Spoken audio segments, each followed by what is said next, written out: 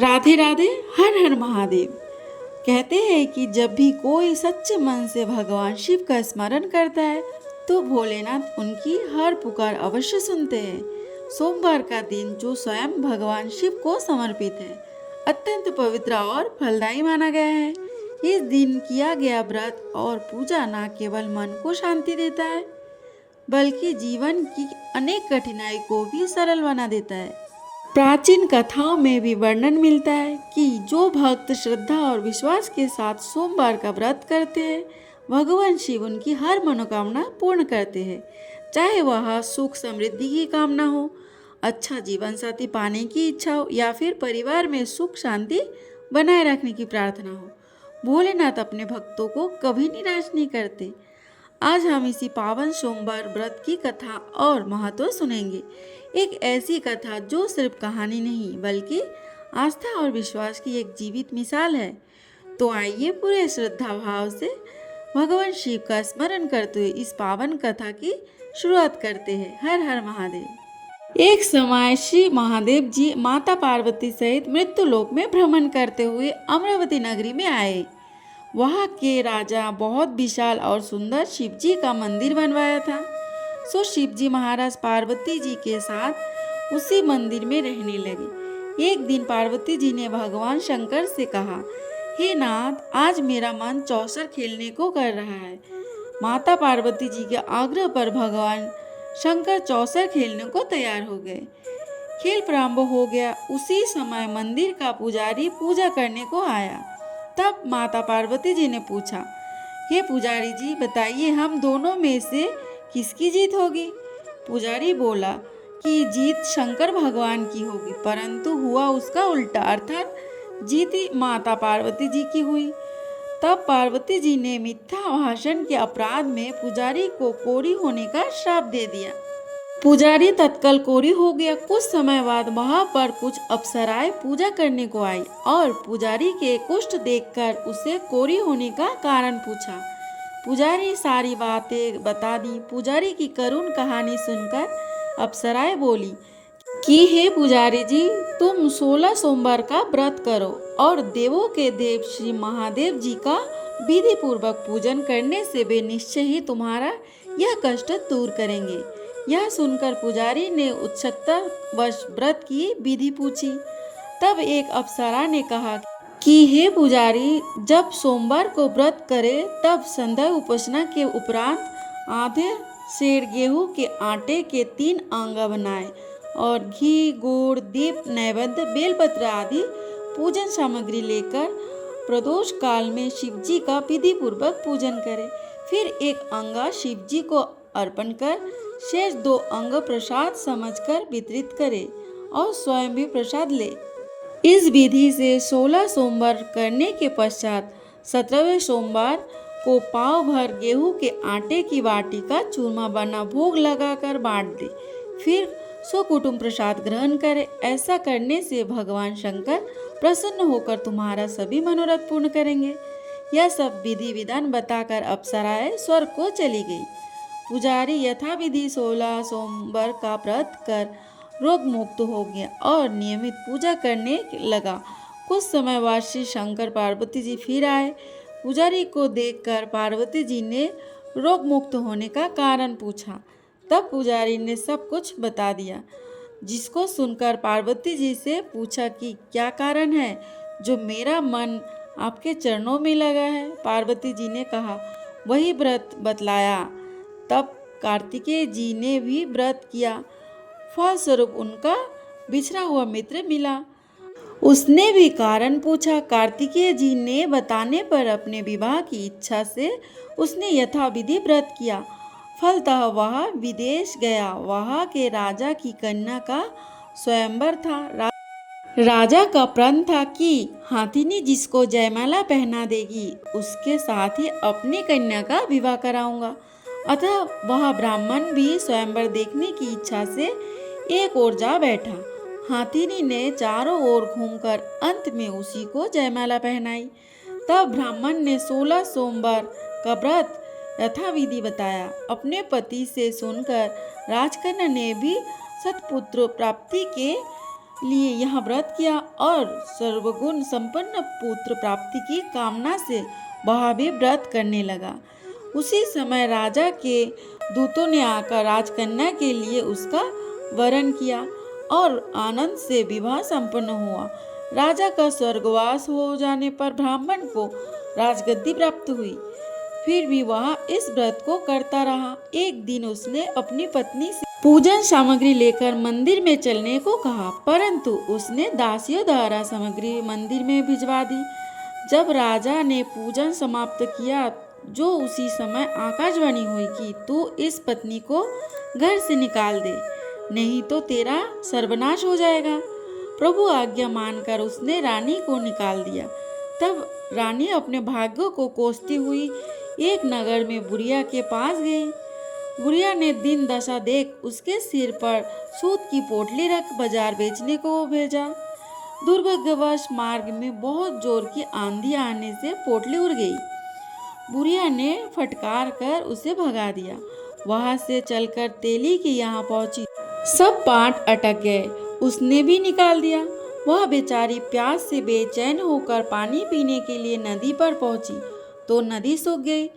फिर सरोवर पर पहुंची, हाथ स्पर्श होते जल में कीड़े पड़ गए। उसी जल को पी आराम करने के लिए जिस वृक्ष के नीचे जाती वही सूख जाता। सरोवर की यह दशा देख ग्वाले उसे गुस्साई के पास ले आए। उसे देखकर गुस्साई जी समझ गए कि यहाँ अबला आपत्ति की मारी हुई है। धैर्य बताते हुए उन्हें कहा, बेटी किस देव के अपराध से तेरी यह दशा हुई?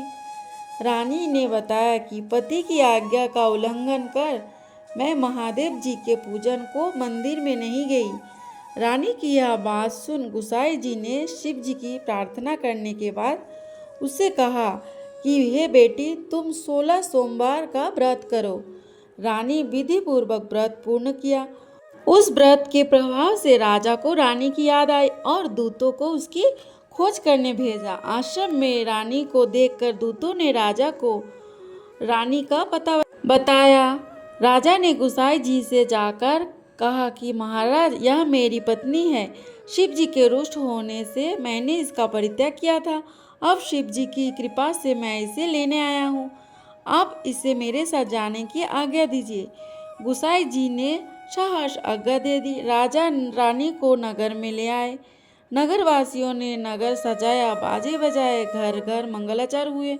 शिव जी की कृपा से प्रतिवर्ष 16 सोमवार का व्रत कर राजा और रानी आनंद से रहने लगे और इस लोक में सुख भोग कर अंत में शिवलोक को प्राप्त हुए।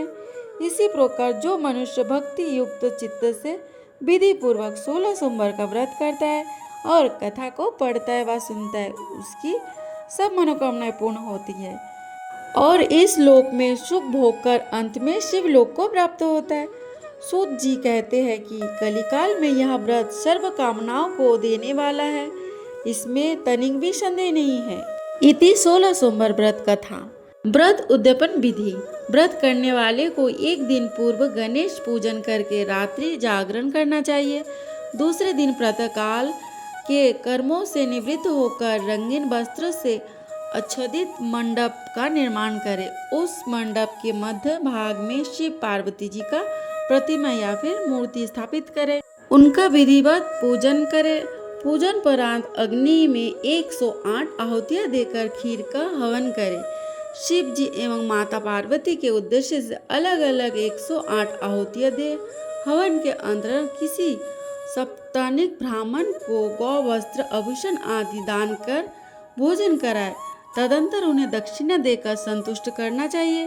इसके पश्चात ब्राह्मणों की आज्ञा लेकर अपने बंधु बांधवों के साथ स्वयं प्रसाद ग्रहण करने।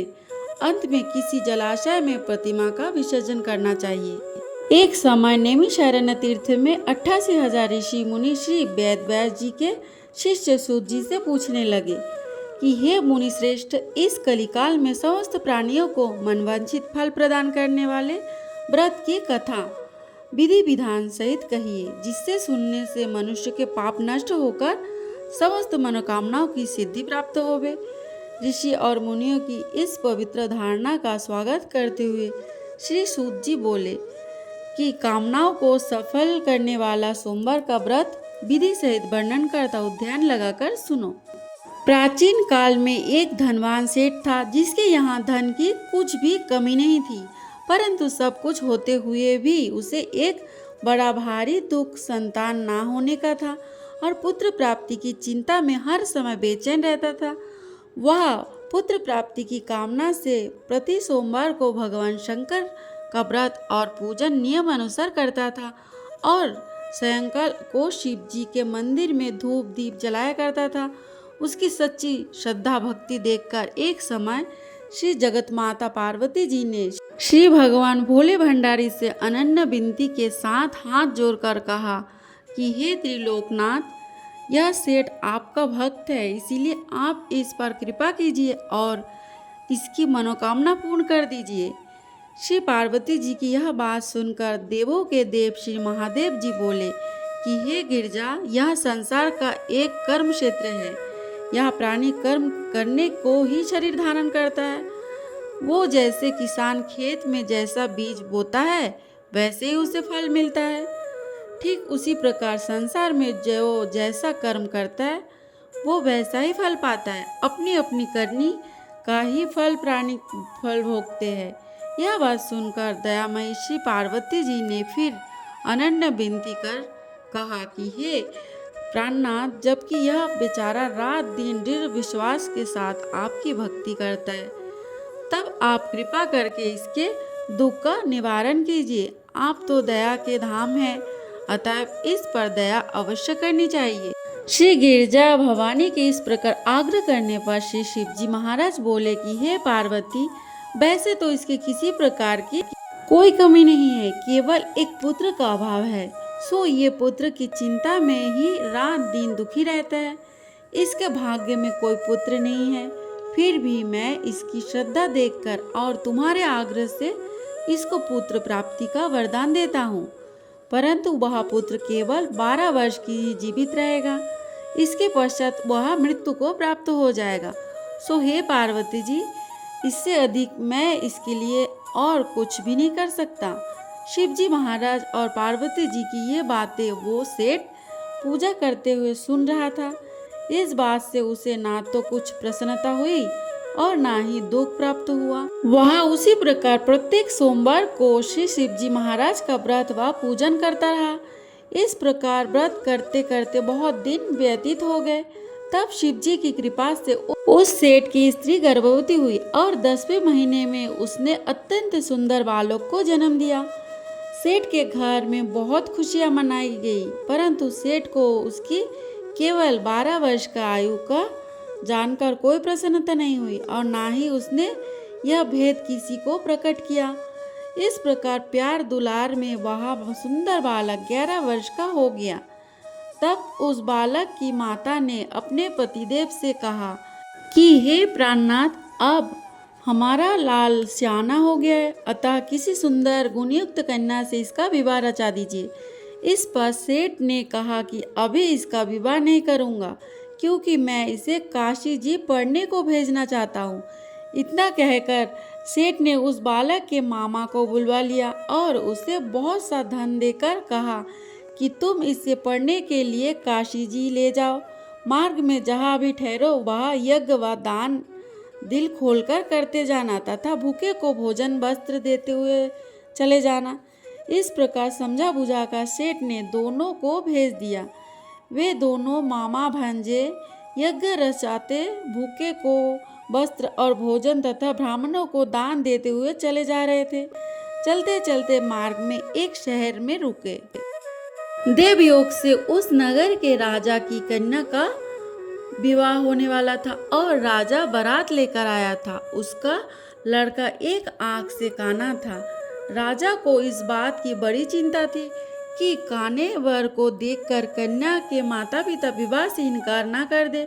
इस कारण जब उसने अति सुंदर सेठ के लड़के को देखा तो मन में विचार किया कि क्यों न इस लड़के को दूल्हा बनाकर बारात का ढुकावा करा लिया जाए, जिससे किसी प्रकार का कोई बाधा न पड़े। ऐसा विचार करके राजा ने उस लड़के के मामा से प्रार्थना की तो वे दोनों सहमत हो गए, परंतु उस सेठ के पुत्र को स्नान आदि कराकर तेल फूलेल मल कर उसे वर के वस्त्रभूषण पहना दिए। इस प्रकार उसका सौंदर्य और भी अधिक बढ़ गया और उसे घोड़ी पर चढ़ाकर बड़ी धूमधाम से बारात का ढुकावा कराया। उस सुंदर वर को देखकर स्त्रियां बहुत प्रसन्न हुई और बड़ी सुंदरता से सब काम हो गया। वर के पिता ने सोचा कि इस समय का काम तो प्रसन्नता हो गई, परंतु आगे फेरे के वक्त कहीं कोई बाधा न पड़ जाए, इसीलिए विवाह कार्य भी इसी लड़के से करा लिया जाए तो अच्छा है।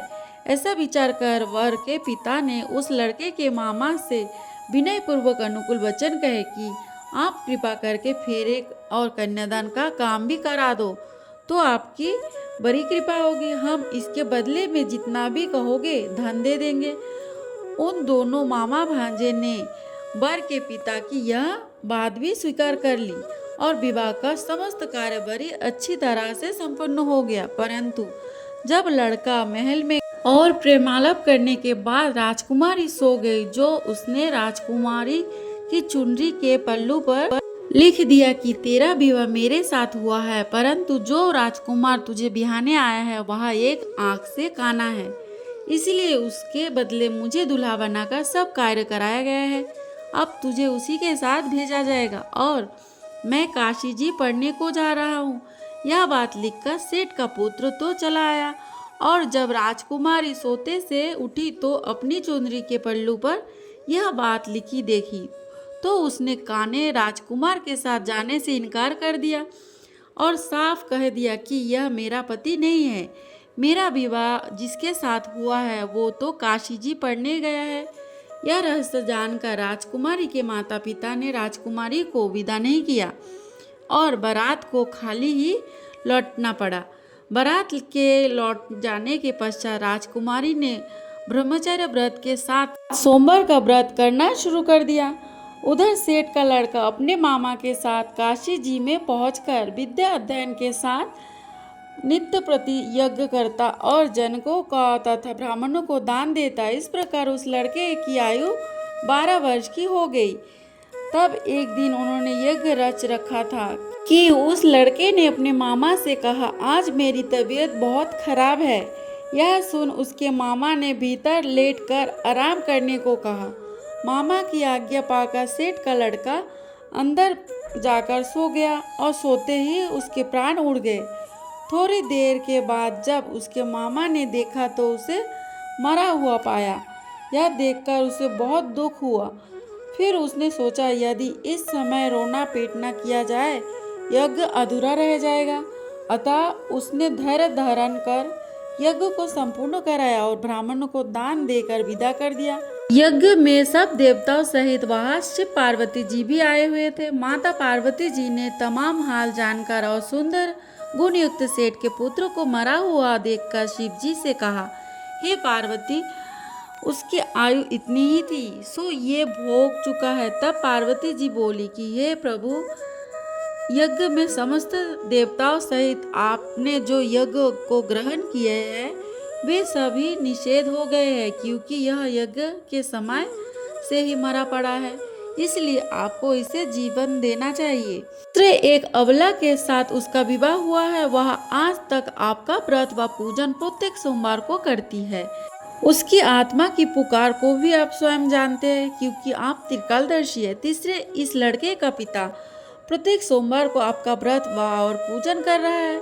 क्या वह आपका परम भक्त इसका मरना सुनकर दुख नहीं पाएगा? सो हे प्रभु, आप कृपा करके इसे जीवन दान दीजिए। इस प्रकार पार्वती जी के बार बार आग्रह करने पर शिव जी ने उसको जीवन दान दे दिया। तब शिव जी की कृपा से वह सेठ का लड़का पुनः जीवित हो गया और शिव पार्वती जी कैलाश को चले गए। अब वह लड़का और उसका मामा प्रसन्नचित उसी प्रकार यज्ञ करते कराते हुए अपने घर को वापस लौटे और उसी नगर में आए जहां उसका विवाह हुआ था। वहां पर जब उन्होंने उस नगर में यज्ञ आरंभ कराया तो खबर पाते ही राजा रानी उस सेठ के लड़के को पहचान कर उसे राजमहल में ले गए और वहां उनकी बहुत खातिरदारी की। इसके बाद बहुत सारा धन दे दास दासियों सहित अपनी लड़की जामाता को विदा किया। अब वे सब उसी प्रकार यज्ञ रचाते हुए अपने नगर में आ गए। तब उसके मामा ने कहा कि मैं पहले तुम्हारे घर जाकर खबर कर दूं। इतना कहकर मामा चल दिया। उस समय उसके माता पिता अपने ऊंचे मकान की छत पर विचार से बैठे हुए थे कि यदि हमारा पुत्र सकुशल वापस लौट आया तो हम भी छत पर से उतर आएंगे, अन्यथा वहीं से गिरकर अपने प्राणों का अंत कर देंगे। उसी समय लड़के के मामा ने आकर यह समाचार दिया कि आपका पुत्र सकुशल आ गया है, परंतु उसको विश्वास नहीं हुआ। तब लड़के के मामा ने शपथ पूर्वक तमाम बीता हुआ हाल सुनाया और कहा कि आपका पुत्र राजा की लड़की से विवाह करके अनेक दास दासियों सहित राजकुमारी को लेकर आया है। तब तो सेठ ने बहुत खुशी के साथ उनका स्वागत किया और आनंद व प्रसन्नता से रहने लगे। इसी प्रकार जो कोई सोमवार के व्रत को धारण करेगा अथवा इस पुण्य प्रदान करने वाली कथा को पढ़ेगा या सुनेगा, उसके सब दुख दरिद्रता नष्ट हो जाएंगे और इसकी सब मनोकामनाएं पूर्ण होगी। इसमें तनिक भी संदेह नहीं है।